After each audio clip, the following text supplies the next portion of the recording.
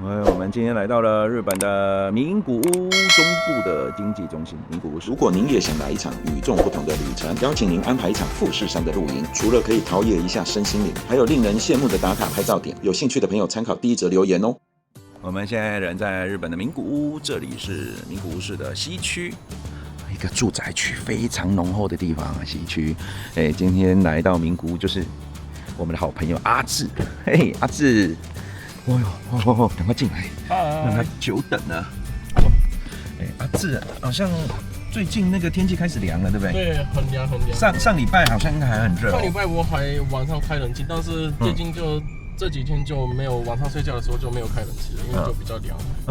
热的时候，夏天的时候每天开冷气。对，夏天的时候每天。那每天开冷气的话，你都是开一台冷气嘛，对不对？对。这样子一个月的电费差不多多少钱？因为大概电费5000，没有了，8000多日币。8000多日币，大概1000多块，1600台币，好像也还可以接受了哦。对，比台湾贵。你日本电费本来就比台湾贵一些。冷气就一直开着啊。一直开着。我没有关过啊，白天也开着。白天也开着。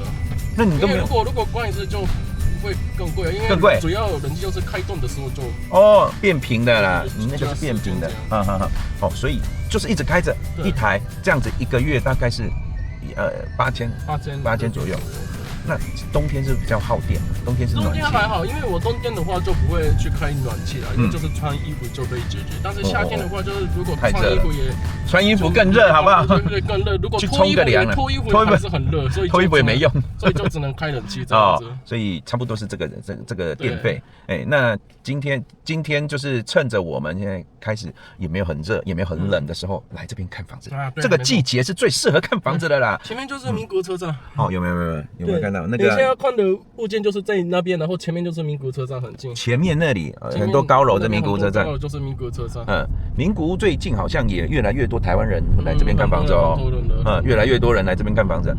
名古屋其实理论上这里应该会有很多台湾人，因为这里是工业中心嘛。丰田市也在这边嘛，然后很多制造业都在这里，所以呢，应该会有很多台湾的这个供应链或者是公司在这里。你呢？到了。我还没讲完你就到了，怎么这样子？我就说很近，真的。所以名古屋车站在前面哦。对，我要看前面，没错。然后这边那个塔，所以这边不会是那个龙的那个塔吧？不会，不是。OK， 吓我一跳。那个是专门学校专门学校。OK， 那我们现在就到了嘛，我们就只准备下车。你是不是也想在日本拥有一间属于自己的房呢？想度假的时候就可以住自己的房子，但又不想闲置在那边缴交高额的管理费以及修缮基礼金，这时候您可以考虑日本的一户建，委托给民宿公司来管理，平时闲置的时候可以赚取租金报酬，来日本度假时又可以住自己的房子，未来退休时又可以拿回来自己使用，超适合我们的。欢迎一起来日本大赚观光财，有需要的朋友欢迎参考第一则留言。我这样目视应该大概500公尺就可以到名古屋站前商圈那些大楼都在这里，都在前面。然后阿志是说这边是什么区？这边是西区。西区是比名古屋车站近一点的西区。西区啦哈。然后他刚刚我问他说是要看哪一间，他说不是，是要看这一栋。直接一整栋而且看起来很新他这个是用这种清水膜而且这个清水膜感觉做的还比较好一点，有一些清水膜水泥就是这种松松的糊糊啦所以比较差的那种清水膜就很快它外表就会氧化，可是它这个就是会像这样子，但是它这个是弄比较扎实，它水泥的磅数可能还是怎么样，比例比较好吧，看起来就是可以比较耐用。然后它这个进来有一个放脚踏车停车区，还有一个停车位，所以你如果买了以后这个不租了，你就可以买车了，非常方便啊。那这边有一个垃圾的回收区，整栋的外观我再拍一次给大家看。感觉很不错走进来了以后呢，这边有一个宅配箱、脚踏车、宅配箱跟信箱。那我们先让阿志去沟通一下。我们进来，一楼的拉比大概是这样子。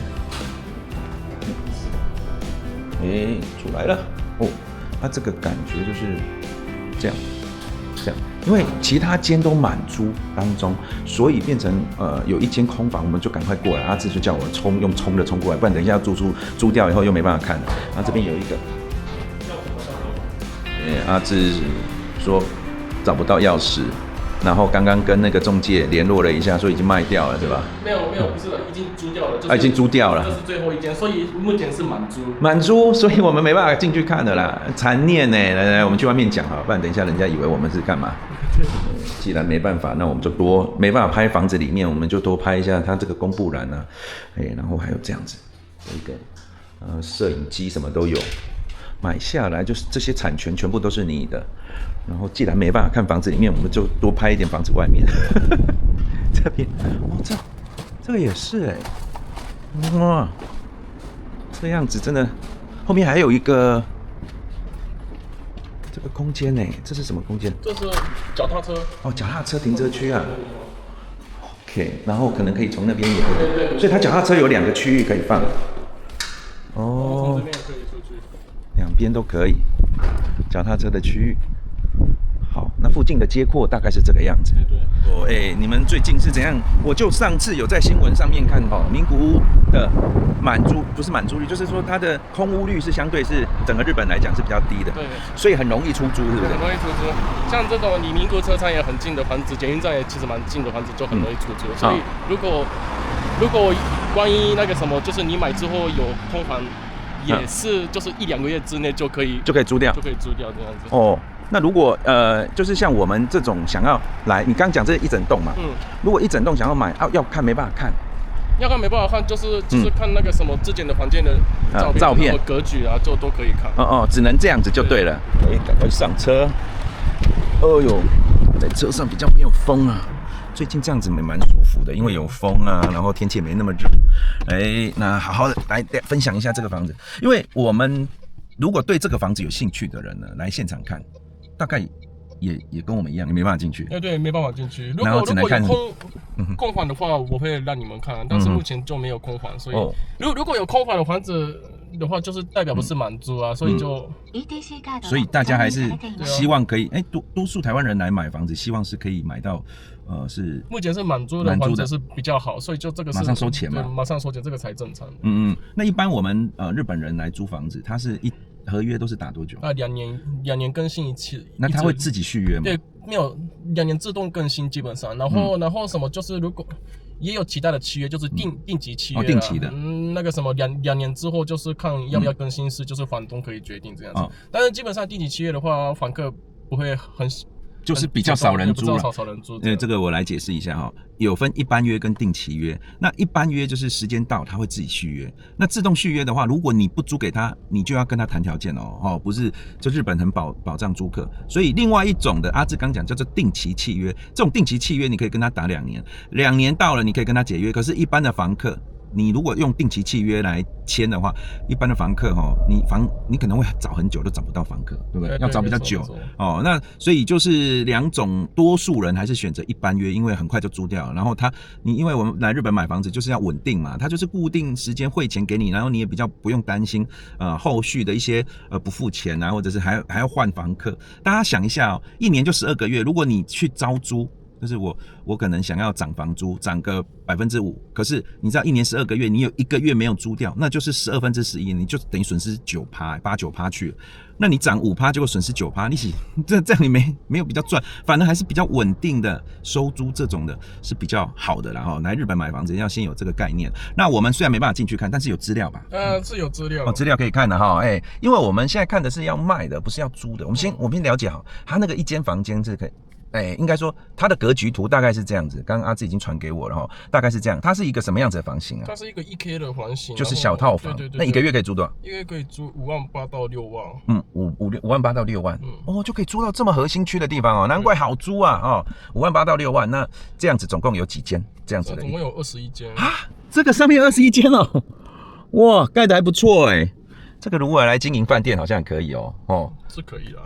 好，21间1K 的套房，一间大概都20几平方米，23平方米，23平方米，然后总共21间，一间可以租大概6万块上下因为最近租金也在涨。对这样子，如果整栋买下来要多少钱？24500万。24500万，2亿4等于买一整栋21间套房，这样子换算下来1000出头万而已。差不多就比较划算吧。1000出头万你就可以买到就是套房了，这样子算下来平均性价比还蛮高。那这样投资报酬率刚刚也算了一下，差不多多少？大概有6%左右。6%哦，所以其实买如果你预算比较高了，对，预算比较高的话，就是买整栋。你买一间就是又麻烦，为了那一间一个月租6万，等于说才12000而已，你为了一间12000，然后要飞来飞去干嘛？麻烦。然后再来就是因为这一整栋就是你的，你就是管理组合。对，你就是你管理组合只有一个人，就是你啦，所以你可以决定修缮金跟管理费。因为你自己的房子你自己付，所以你也不用付给自己修缮金跟管理费哦。所以就是买这种一整栋有这个的好处，你要不要修或要不要维护或要不要拉皮是你自己决定。对，所以也可以省下一些钱。因为如果我们买了一般的那种曼熊，它缴出去呢，其实有时候缴一缴，就是缴出去就维护那个社区的大楼啦，可是你可能持有5年以后，那缴了几百万的钱在里面，可是你卖掉了，对你来讲没什么。对，没什么用啊。对，就是缴那些钱就代表是浪费钱一样。不是浪费钱啦，对，反正就是你缴了，跟你可能不是有直接关系，可是这个是你自己决定要不要维护。如果到时候你要卖的时候，你稍微的整理一下，你看花多少钱，也不就实报实销的意思，反而还比较适合，因为我们台湾人精打细算。听到要缴修缮金、缴管理费，大家就怎么那么贵啊？什么？那这种的就有这个好处，然后你说大概6%左右，2.4亿日币了哈，2.4亿日币，你换成台币大概是4000多5000万不到，你可以买一整栋21间套房这个算台湾根本不可能的所以如果说对这种整栋楼一起买的朋友有兴趣呢，可以问一下阿志，因为现在如果你要买这样子一整栋楼，不管是在不管是在大阪或者是在东京，都非常贵。